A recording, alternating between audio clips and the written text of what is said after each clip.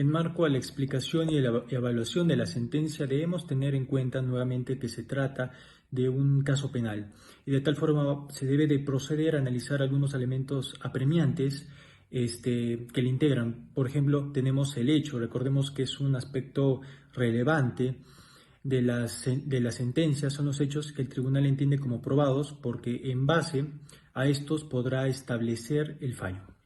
Y estos hechos necesariamente deben albergar todos los elementos de tipicidad del delito que son necesarios para dar una condena.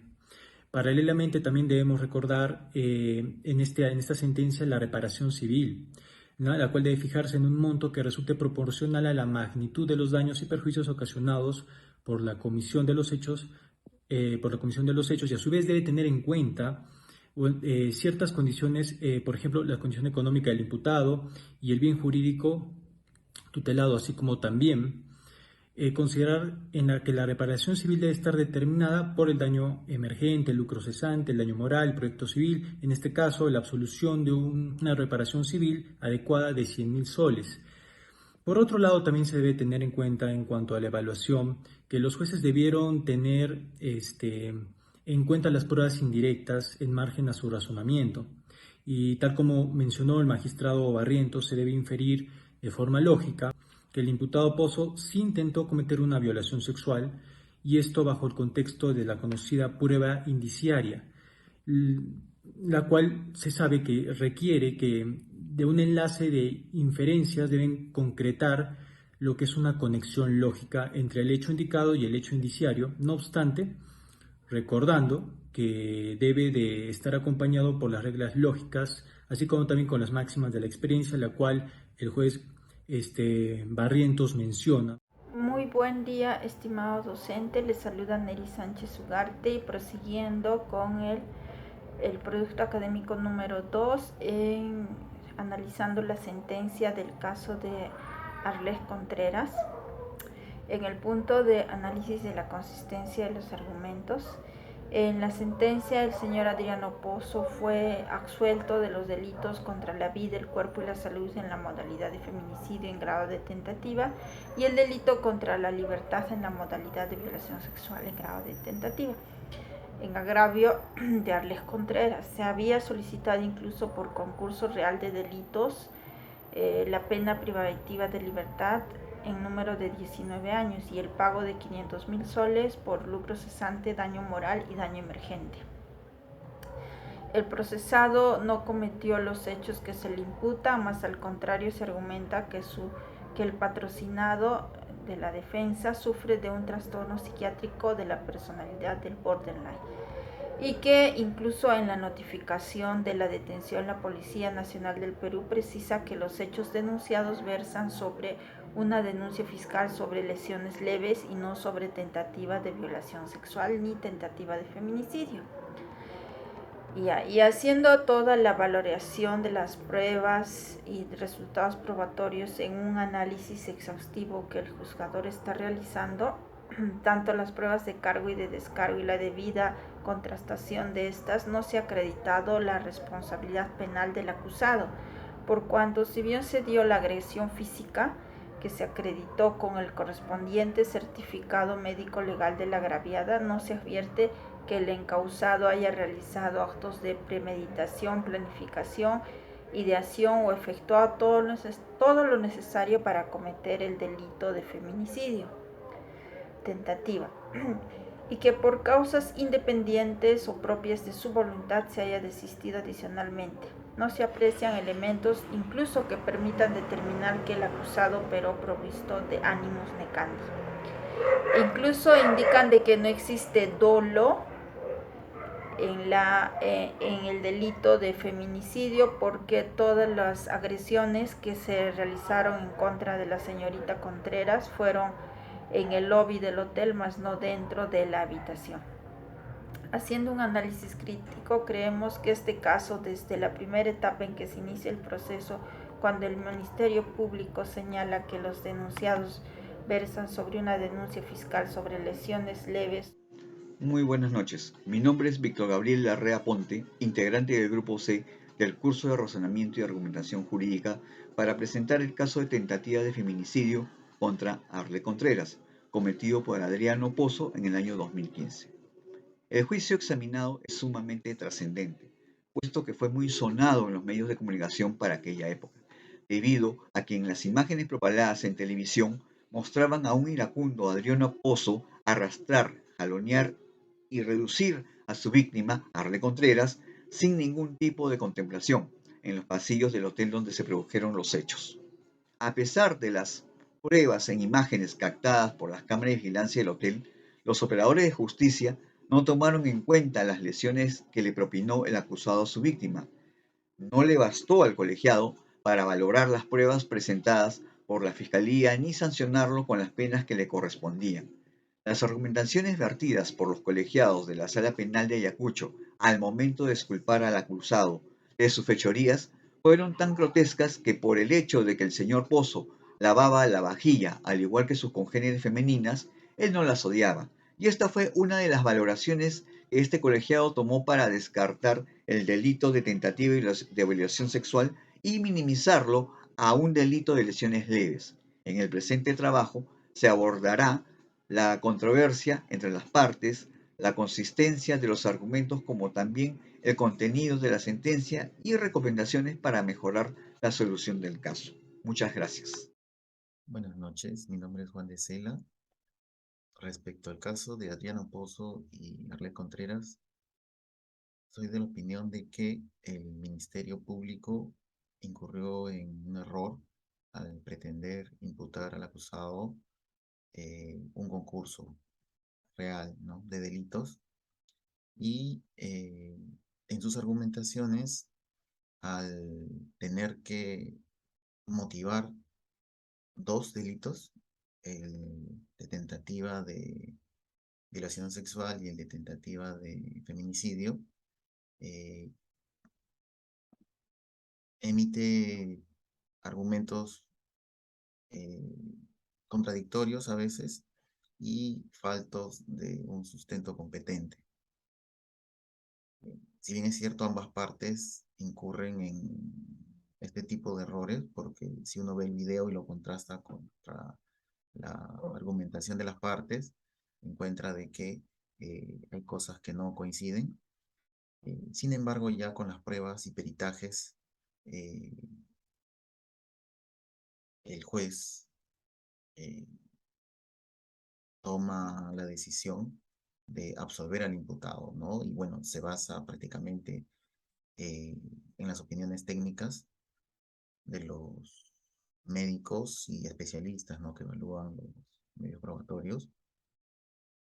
Y en función a ello, considera de que no está bien sustentado, ¿no?, el planteamiento del Ministerio Público. En mi opinión, considero de que el razonamiento del juez es apropiado en cuanto a la tentativa de feminicidio.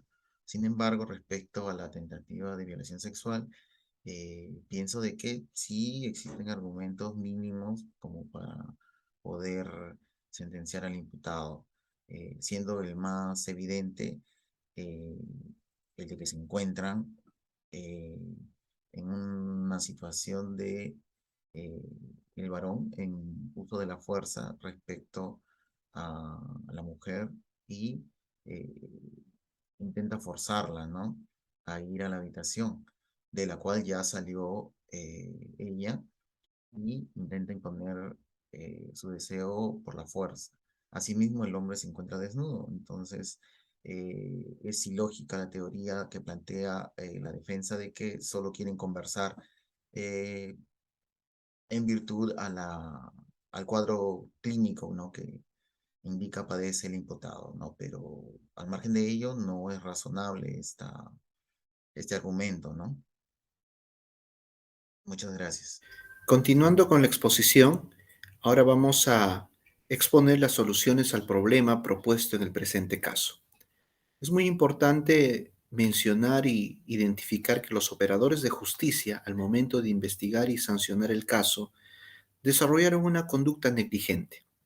Esta conducta negligente podemos ponderar tanto por el Ministerio Público a causa que vulneró los derechos al acceso a la justicia de Arlet Contreras. El grupo también concluye que el Estado carece de una capacitación de los operadores en justicia en materia de género, lo que ha llevado, durante la investigación y sanción, que los casos analizados pueden ser actuados en forma negligente. Esto provocó la violación del derecho al acceso a la justicia. Como tercera conclusión, que nosotros consideramos como una solución propuesta, es importante mencionar que los funcionarios judiciales, en el caso de Arlet Contreras, violan los estándares internacionales fijados por la Corte Interamericana de Justicia en temas relacionados al tratamiento, la investigación y sanción de los casos en violencia basados en géneros.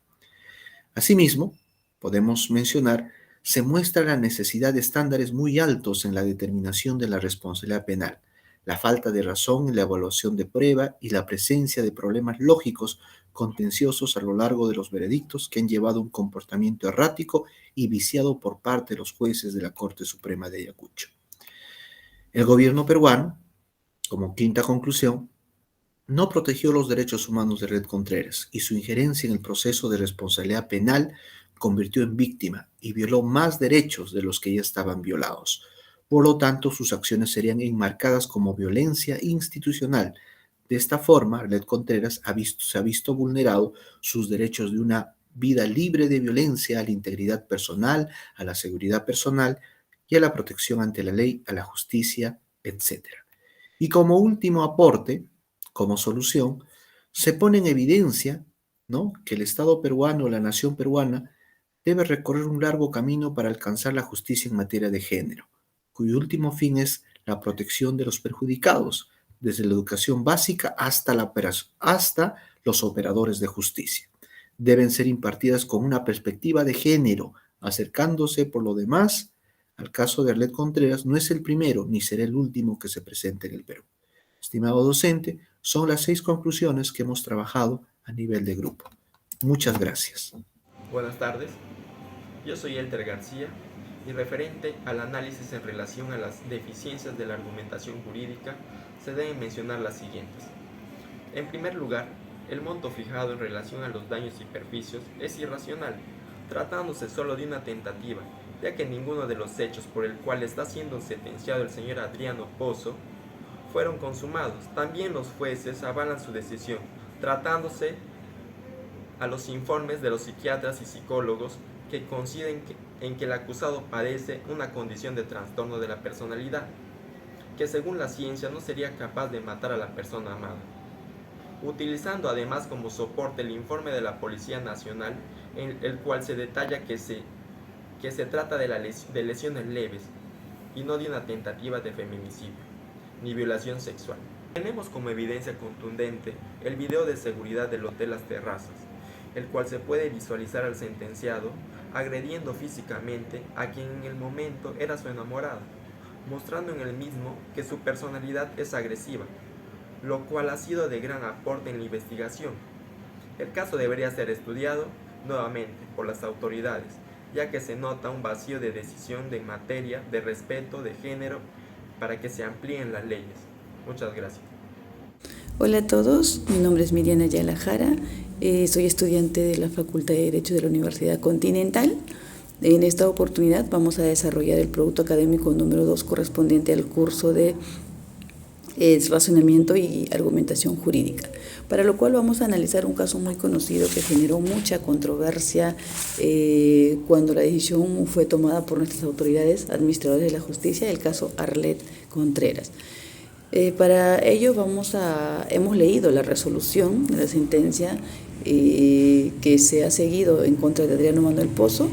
Ya tenemos conocimiento de que se le imputa 2 casos muy graves, 2 delitos muy graves. La sala considera que no existió tentativa de femicidio porque no probó el dolo, que abarca cómo fundamenta esto el colegiado, indica de que no existía misoginia, o sea, el odio, el rencor o desprecio al género de la mujer.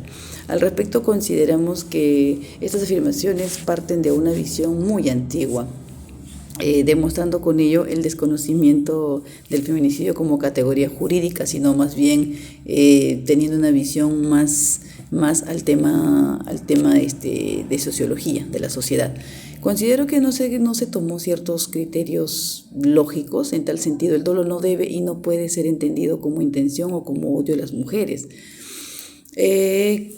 Cuando hemos revisado algunos análisis, en realidad hay mucha controversia, pero lo que nos ha impactado, y estamos de acuerdo con ello, es el tema que brinda la teoría contemporánea del derecho penal. Este supone tener conocimiento de que se está creando un riesgo prohibido para la vida en un tercero y que pese a ello se decide realizar el ataque contra el bien jurídico que es la vida. El dolo del homicidio en este caso consideramos que debería considerarse desde un punto de vista más integral, ¿no? Por más que sea compleja, pero de manera integral. Entonces, por el conocimiento y la decisión de crear un riesgo prohibido para la muerte de la mujer y por el conocimiento de que este ataque se realiza porque esta mujer no actúa conforme a lo que se espera a su género femenino. Bajo esta premisa, consideramos que se debe reabrir el caso y valorar nuevamente todos los medios probatorios presentados y bien motivados por parte de la Fiscalía.